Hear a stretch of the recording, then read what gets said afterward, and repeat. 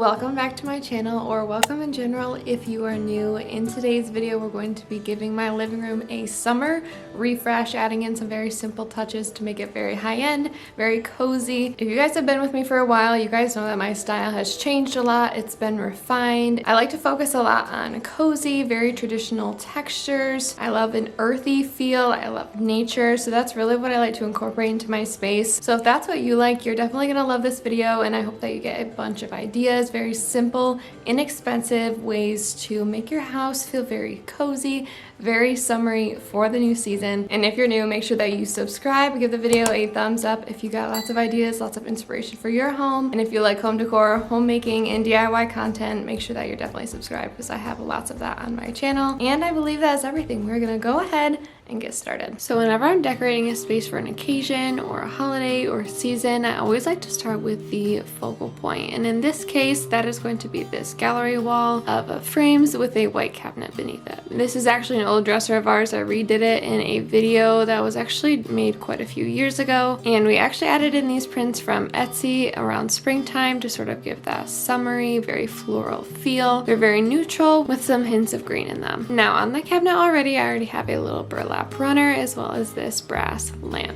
You guys know I love my aged brass tones, and when I found this in our basement, I simply just had to put it in our living room somewhere. And now we're just gonna add in a few styling pieces to make it feel very summery, very cozy, and add in a little bit of color. So I have this mix of books. I have a secret garden book that's a little bit more colorful with pastels, but I also have some old antique books that I found at an estate sale, and these are the sorts of things that you can also find at garage sales and antique stores that I feel like they just add a very nice lived-in feel. Up next is this faux vintage urn vessel that we made in a video. I also found this on a garage sale and sanded it down and painted it and made it look super distressed and beautiful. I'll have that video linked down below if you want to learn how to make it yourself. And then I'll just be adding in some very simple florals. I have some pink florals just to add a little pop of color. They're very dainty and they just add a really nice pop of color against this greenery. I believe the greenery is from Joann's and then the flowers are from Hobby Lobby. And just to balance out the heights, I'll be adding in these candlesticks. These are another garage sale find from a few years ago that I refinished and made it look very old, and the varying heights just really balance out this whole space. All in all, I kept this very simple. It doesn't look very different from what it used to look like, but I just wanted to add in a little pop of color for summer, sticking with some very neutral, very earthy tones, lots of earthy textures, and just an overall very lived in, gathered, casual area that's going to set the tone for the rest of the room. Next up, I wanted to work on this little nook that's going to be right next to our sliding doors. I really love sitting in this area because you have a beautiful view of the patio. You can see the animals and the flowers outside, and it's just a really fun space to be in, especially for the summer. So first I'm going to be sticking with that sort of pop of pink that we added to the dresser and adding in this pillow. I made this pillow cover I think a couple years ago, and it's just very simple, a light blush pink with a couple embellishments to give it a little bit of character. And on this little end table that we got from Wayfair, I really like to put something more heavy in the bottom, and that way it weighs it down, but I also like to keep it very practical. So I have this black basket from Target that I'm going to be filling up with an assortment of books and magazines that all happen to actually be by Joanna Gaines herself. So I'm laying in a couple of these heavier books. These are just really nice coffee table books to look through, and then I'll be laying a bunch of the Magnolia Journal magazines in the front. And this is actually a very easy way that I like to add a little bit of color for every season.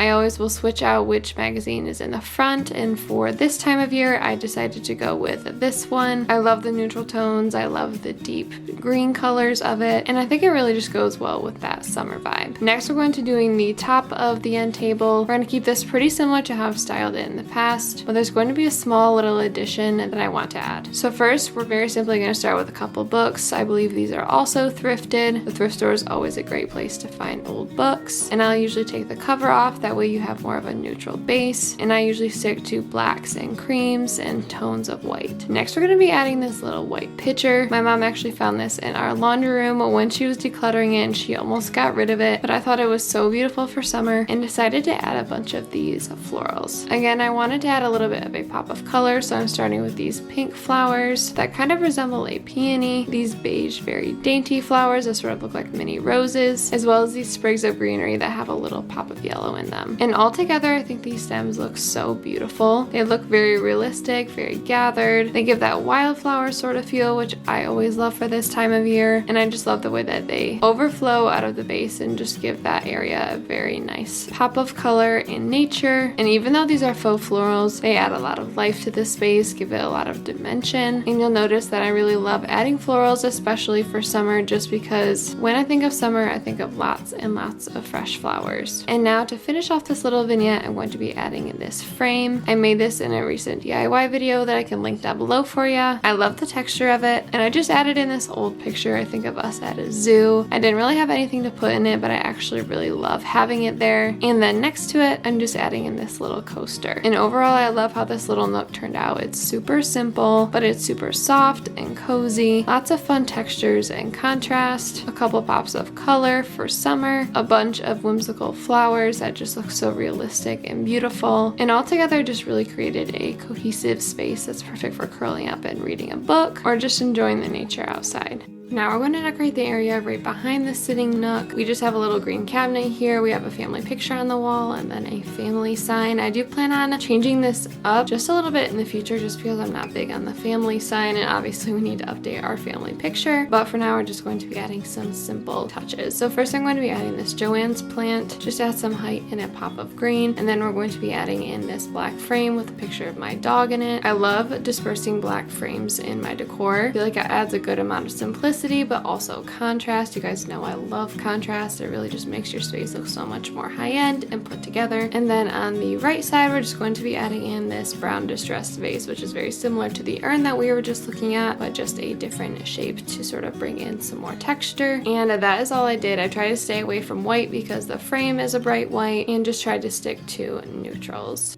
Now for the couch, I actually didn't change up anything in terms of pillows and how they're arranged. I used my knitted pillows from Target, and I also mixed in a couple accent pillows. So I have that brown plaid one as well as the sort of charcoal gray square pillow. And I love this mix of pillows. I feel like this is even going to be perfect transitioning into fall. There's lots of texture. We love the Target pillows. They're super comfortable and they just add such a nice, soft, cozy texture that plays really well with the color of the couch as well as the accent pillows. Now onto the shelves above the couch. Usually when I'm decorating my living room, I go to the shelves first. It's one of the first things that I'll touch and play around with just because there's lots of different things that you can do with it. But this time around, I just sort of used some of the leftover decor that I had after doing the rest of the room, and I think it actually turned out pretty well. So first we have this faux distressed vase with a bunch of dried florals in them. I feel like whenever I think of dried florals, I think of fall, but they're nice and warm and neutral, so I feel like it works really well for summer. I got these dried florals from Hobby Lobby last year. I'm sure they've had them for a few years now, but I just love, of course, how realistic they are because they are actual florals just dried. Now I'm adding in this gold frame as well as a candle just to sort of offset the height on the other side. I think I want to find something different or paint something for that frame, but for now I think it works really well. And then if you've been keeping up with my channel for the last few months, you probably remember making this floral arrangement. If not, I'll have it linked down below. We created this completely with Hobby Lobby florals as well as some floral foam, and it's just so beautiful. I didn't want to have it out for just springtime, so I decided to use it for summer as well. And it works perfectly because it has those tones of pink, lots of texture and greenery, and it fills up that top shelf perfectly. It's like the perfect size for it, so I just thought that this was a beautiful spot for it. And I also wanted to go with something a little bit different than the dried florals, and it's just a really good contrast.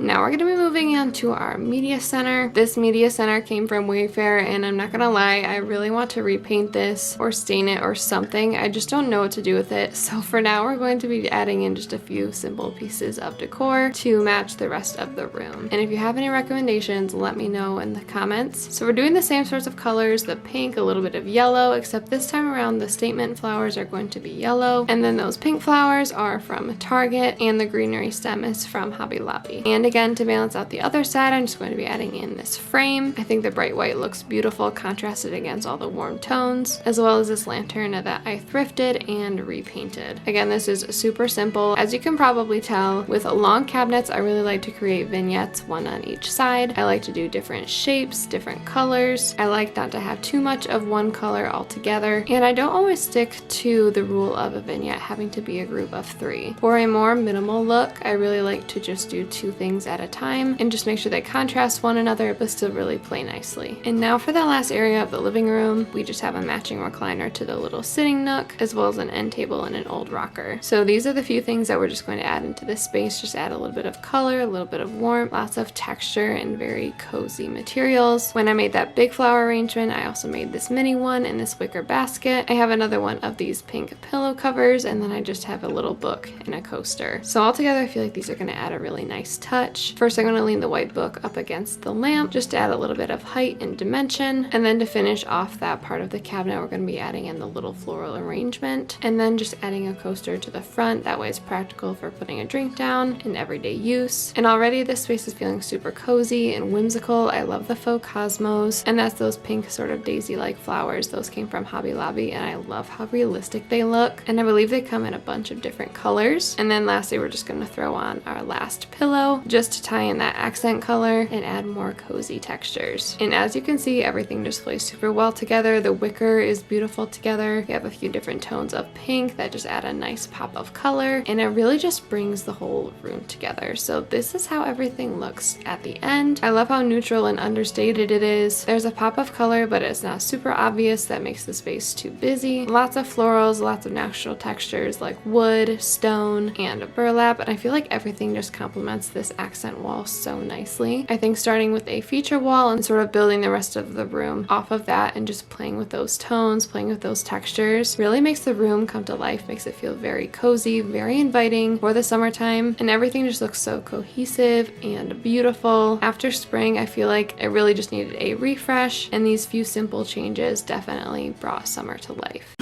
Now let's make a really fun summer treat. This is a gluten and dairy-free fruit tart. I have never made something like this before, and I really wanted to try it. Stay tuned to the end because I feel like it turned out really well, but there are a few things that I would definitely change or do differently if I were to make this again. So first off, we are making the crust. I will have the recipe linked in the description down below. Now this is one of the 2 things that I would have changed. So this is an almond-based crust, and it's not like I disliked it. I actually thought it was really good. Obviously nice and nutty and had a lot of texture, but it wasn't incredibly sweet. There was just a couple tablespoons of maple syrup in there to sweeten it, and maple syrup itself isn't incredibly sweet. So if you plan on making this, I would actually make a gluten-free graham cracker crust, or if you're not gluten-free, you could obviously make it gluten, because later when we talk about the pastry cream wasn't incredibly sweet, so I think a sweeter crust would have paired super nicely. But this is how our almond crust is looking. I love the texture of it. It was like a very sort of grainy dough, and like I said, I really loved the texture of it. I just think that it would pair a little bit nicer with something else with the pastry cream. I don't have a tart pan, so I did use just a normal pie pan. This one is a cute vintage one that's sort of a lemon meringue pie recipe, and that worked perfectly well. You just want to use a standard sized one, and we're going to make it at 350 for I believe about 10 or 15 minutes until it's golden brown and cooked through. This next part is where you need to be really good at prepping. I definitely recommend looking through the recipe a few different times, and that way you know exactly what you're doing. I thought my pastry cream turned out really well, and I think part of the reason for that success was the fact that I was so prepared and knew exactly what was coming. So first I did a little bit of water in a measuring cup and added some arrowroot powder. If you're gluten-free, you know that that is a common thickener, and it actually works super well. And then we're going to start steeping our coconut milk on the stove. And it does say this in the recipe, you want it to just be simmering. You don't want it to be boiling. You don't want it to be incredibly hot, because we are going to be using this to temper our eggs. So while that's happening, I'm going to be separating my eggs. I believe it was 4 or 5 yolks for this whole pastry cream. And again, this was sweetened with maple syrup, so not incredibly sweet, but it did add a little bit of flavor. And there's going to be a lot of mixing involved in this process. First, we need to beat together the maple syrup and the egg yolks for about, I think, 3 minutes or so until they're nice and yellow and they're a little bit fluffy and of course nice and smooth. Once that is all set to go, we are going to slowly temper our eggs with the warm coconut milk. For me, just to be safe, I wanted to take my time. This took me about 10 minutes to mix mix because I knew that if I added too much coconut milk at once, the eggs would start to scramble and I wanted a really smooth pastry cream. Once those are combined, you put it back on the stove and I believe you mix it over medium to low heat for about 5 minutes, and it's looking really glossy, really beautiful. And once you get through that, you add in that arrowroot powder and the water and it thickens almost immediately. It is so luscious and beautiful. And a disclaimer, I have never made pastry cream before and it actually turned out super well. And according to the recipe, 165 degrees Fahrenheit is the optimal temperature for a pastry cream to set up, so that's what I was doing there. And then you remove it from the heat, you add in the vanilla as well as a tablespoon of fat. So I just used a little bit of vegan butter. And for this part, I did put the pastry cream in a separate bowl and put it in the fridge. I would actually put it in the tart pan and then put it in the fridge because it did firm up so well that I had to thin it out with some lemon juice. And the pastry cream itself was actually a little bit thinner. It was more of a pudding consistency, which isn't bad, but the first time it set up like jello. It was so pretty. And also you may notice a few lumps in my pastry cream. That is not scrambled eggs. I did add in some powdered sugar just to make it a little bit sweeter, and for some reason it just made little spots in my pastry cream. But I knew I was going to be covering it with fruit. It was around the 4th of July when I made this, so I did use some red, white, and blue sort of berries in a color scheme. So I cut up a bunch of strawberries, had some blueberries, and then I had the idea to cut some blackberries in half. I have never done this before, and the inside of them looks so pretty, almost like a flower. But of course you can add any fruit you'd like. You could do kiwi, bananas, peaches, all sorts of things. And I just found an inspo picture on Pinterest and sort of followed that. There are so many ideas out there to make this look super beautiful. And yeah, overall I thought that this turned out really good. Like I said, I would make those 2 changes with the crust as well as chilling the pastry cream in the actual tart itself. Just because it set up so beautifully the first time, I was really sad to have to thin it out, but it was so delicious. Even though the powdered sugar was kind of showing in the pastry cream, it was super smooth and it was honestly just like a beautiful, very delicious vanilla pudding. And even though I changed up the crust a little bit, I thought that the crust had really nice texture. It baked up incredibly well. It was super easy to make and I just love the way that it looks. And that is it. Let me know if you guys try this recipe yourself, and also let me know if you like when I incorporate recipes like this into videos. I love cooking and baking, so this would definitely be something I would love to incorporate more. But if you're gluten and dairy free and you need a fun summertime dessert, I would definitely recommend giving this one a shot.